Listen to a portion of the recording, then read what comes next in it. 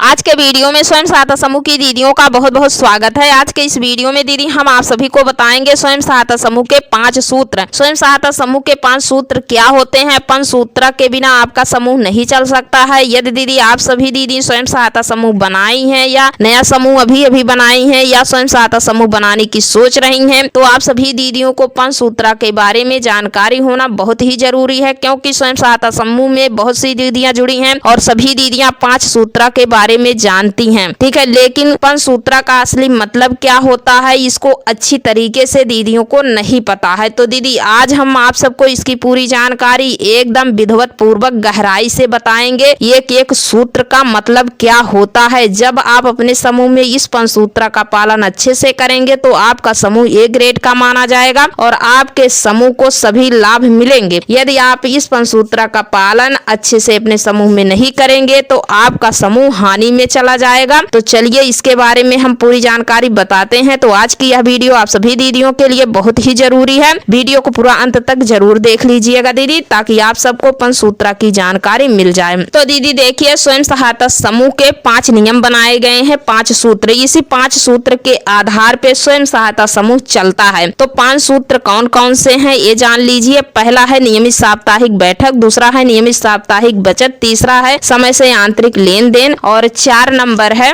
नियमित समय से ऋण की वापसी, 5 नंबर है नियमित साप्ताहिक लेखा जोखा लेखांकन पुस्तिका का रख रखाव। तो चलिए एक एक सूत्र के बारे में हम आप सबको विधिवत जानकारी देते हैं। तो पहला नियम जो है नियमित साप्ताहिक बैठक। तो दीदी देखिए, स्वयं सहायता समूह की बैठक जो होती है स्वयं सहायता समूह की सबसे मजबूत कड़ी होती है। बैठक के बिना आपके स्वयं सहायता समूह का कोई कार्य नहीं होगा। ठीक है, तो दीदी देखिए, स्वयं सहायता समूह की जो बैठक होती है वह स्वयं सहायता समूह का हृदय होता है, यानी स्वयं सहायता समूह का दिल होता है। इसको ऐसे समझिए जैसे मानव के शरीर में सबसे कीमती अंग मानव का हृदय होता है, यानी मानव का दिल होता है। और जब मानव का हृदय यानी दिल धड़कना बंद कर देता है, अपना कार्य करना बंद कर देता है, तो क्या होता है, मानव की मृत्यु हो जाती है। तो दीदी ठीक उसी प्रकार से यदि आप सब प्रति सप्ताह अपने समूह की बैठक करना बंद कर देंगे तो क्या होगा, आपका समूह मर जाएगा, वह जीवित नहीं रहेगा, आपका समूह निष्क्रिय हो जाएगा। तो दीदी देखिए, जब तक आप सब अपने समूह की नियमित साप्ताहिक बैठक करेंगे तो आपका समूह जीवित रहेगा। तो दीदी यदि आप सब अपने समूह की नियमित साप्ताहिक बैठक रखी हैं कि हम प्रति सोमवार दोपहर 11 बजे फला दीदी के दरवाजे पे हमारे समूह की बैठक है, तो बैठक में सभी दीदियों को उपस्थित होना समय से प्रति सोमवार 11 बजे बहुत ही अनिवार्य है। क्योंकि दीदी जब आप सब अपने समूह की बैठक में उपस्थित होंगी तभी आपके समूह का काम आगे बढ़ पाएगा, तभी आप अनेकों प्रकार की योजनाओं के बारे में चर्चा कर सकेंगे, उसका लाभ ले सकेंगे। तो स्वयं सहायता समूह की साप्ताहिक बैठक करना बहुत जरूरी है, क्योंकि स्वयं सहायता समूह की बैठक जो होती है साप्ताहिक ही होती है। इसका नियम है, बहुत सी दीदियां मासिक बैठक करती हैं, बहुत सी दीदियां 15 दिन के बाद बैठक करती हैं। तो ऐसा नहीं करना है, अपने समूह की साप्ताहिक बैठक करना बहुत जरूरी है। उसके बाद दीदी दूसरा नियम है नियमित साप्ताहिक बचत। तो दीदी देखिए, यदि आप पहले नंबर पे स्वयं सहायता समूह की बैठक करेंगी तो स्वयं सहायता समूह की बैठक में दूसरे नंबर पे बचत अपने आप हो जाएगी। तो दीदी देखिए, यदि आप सब दीदियां सर्वसम्मत से निर्णय ली हैं कि हम सब अपने स्वयं सहायता समूह की बैठक में प्रति सप्ताह 10 रुपए की बचत करेंगे, तो सभी दीदियों का दायित्व बनता है कि आप सब अपने समूह की बैठक में 10 रुपए की बचत जरूर जमा करें। ठीक है, यदि दीदी आप सब अपने स्वयं सहायता समूह की 4 बैठक में नहीं जाएंगे और बचत भी नहीं जमा करेंगी तो क्या होगा, आपकी सदस्यता समाप्त कर दी जाएगी, आपको समूह से निकाल दिया जाएगा। तो दीदी आप सबको अपने समूह में प्रति सप्ताह 10 रुपए की बचत करना बहुत ही जरूरी है। तीसरा नियम है समय से आंतरिक लेन देन। दीदी जब पहले नंबर पे आप अपने समूह की बैठक करेंगी तो दूसरे नंबर पे बचत अपने आप जमा हो जाएगी, और जब दूसरे नंबर पे बचत जमा हो जाएगी तो तीसरे नंबर पे अपने आप जो है आंतरिक लेन देन भी होगा। ठीक है, बैठक में सब दीदियां आएंगी, बचत जमा करेंगी, और तीसरे नंबर पे किसी दीदी को अगर पैसे की जरूरत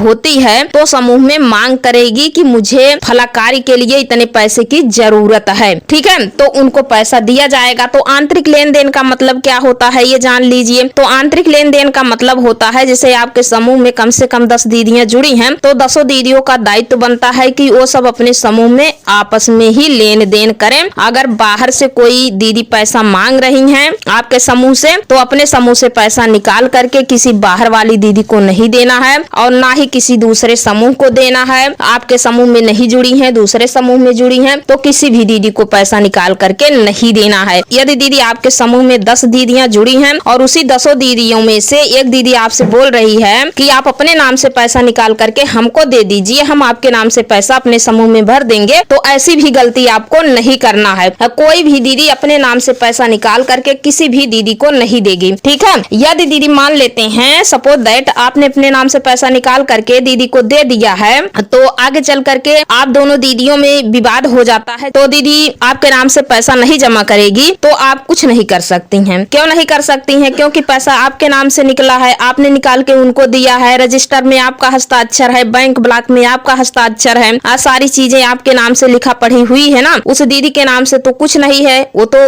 फ्री में पैसा उनको मिला है, समझौते के आधार पे, लिखा पढ़ी में तो नहीं दी है, तो पैसा आप ही को जमा करना पड़ेगा स्वयं। तो इसीलिए दीदी आंतरिक लेन देन का यही मतलब है, समूह में जितनी दीदियां जुड़ी हैं सब दीदी समूह से अपने नाम से पैसा निकालेंगी और अपने नाम से जमा करेंगी। इसको अच्छे से समझ लीजिए दीदी। आशा करते हैं कि आप सबके समझ में आ गया होगा। तीसरा नियम, समय से आंतरिक लेन देन, ये बहुत ही महत्वपूर्ण नियम है, बहुत सी दीदियों को नहीं पता है। उसके बाद 4 नंबर है नियमित समय से ऋण की वापसी। इस नियम का मतलब है कि स्वयं सहायता समूह से जो भी दीदियां कर्ज के रूप में पैसा ले रही हैं, लोन ले रही हैं, उसको किस्त के अनुसार प्रति माह ब्याज मूलधन सहित उसकी वापसी अपने समूह में जरूर करें। यदि आप अपने समूह से कर्ज ली हैं, जैसे राधा दीदी हैं, अपने समूह से कर्ज ली हैं 2000 रुपया और किस्त बनाई है कि हम 2 माह में 1,000 करके ब्याज मूलधन सहित इस पैसे की वापसी कर देंगे, तो राधा दीदी का दायित्व बनता है किस्त के अनुसार समय से 2 माह के अंदर समूह से जो पैसा ली है उसको जमा कर दें, ठीक है। ये नियम सभी दीदियों के ऊपर लागू होना चाहिए। सभी दीदियां समय से जो भी पैसा ले रही हैं और जो भी किस्त बनवा रही हैं उस किस्त के अनुसार ब्याज मूलधन सहित अपने समूह में पैसा जमा कर दें, तभी दीदियों का क्रेडिट अच्छा रहेगा और जब भी दीदी को पैसे की जरूरत होगी स्वयं सहायता समूह हमेशा उनको पैसा देता रहेगा। अगर दीदियां समूह से पैसा ले लेती हैं और समय से किस्त अनुसार नहीं जमा करती हैं, साल 6 माह तक लगा देती हैं, समय से नहीं जमा करती हैं, तो वहाँ पे क्या होता है, दीदी का क्रेडिट खराब हो जाता है और आगे चल करके दीदी को पैसा नहीं मिल पाता है। तो सभी दीदियों का दायित्व बनता है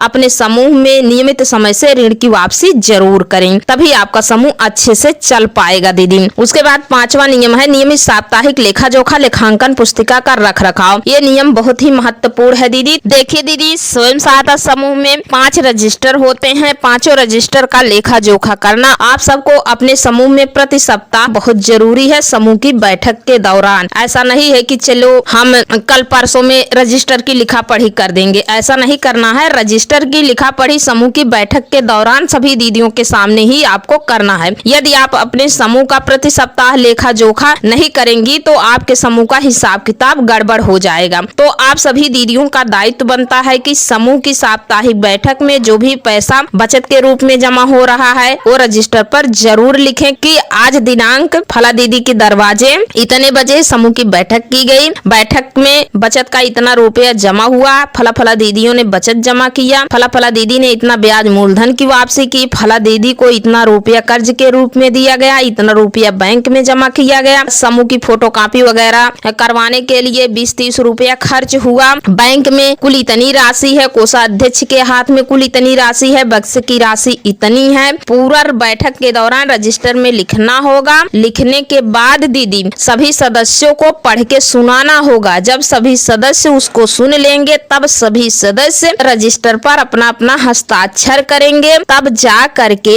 समूह की अध्यक्ष दीदी समूह के बैठक समाप्ति की घोषणा करेंगी कि आज की बैठक समाप्त की जाती है। समूह की अगली बैठक इसी दिन इसी समय फला दीदी के दरवाजे पे रखी जाएगी, अतः समूह की सभी दीदियों को आना अनिवार्य है। और दीदी बैठक समाप्ति के बाद अपने स्वयं सहायता समूह के रजिस्टर को सुरक्षित बक्से में रख दें ताकि आपका रजिस्टर सुरक्षित रहे, चूहा ना काटे, दीमक ना लगे, जले ना, फटे ना, इधर उधर रजिस्टर को ना फेंकें, क्योंकि आपके स्वयं सहायता समूह के रजिस्टर में स्वयं सहायता समूह के पैसे का हिसाब किताब है जो कि आपके समूह की पूंजी है। तो समूह के ये 5 नियम हैं। इसी प्रकार से आप सभी दीदियों को इस 5 नियम का पालन करना है। जब इस 5 नियम का पालन आप अच्छे से करेंगे दीदी तो आपका समूह बहुत ही अच्छा माना जाएगा, ए ग्रेड का माना जाएगा और आपके समूह को सभी लाभ मिलेंगे। चाहे कोटे का चुनाव हुआ तो उसमें आपके समूह को प्राथमिकता दी जाएगी,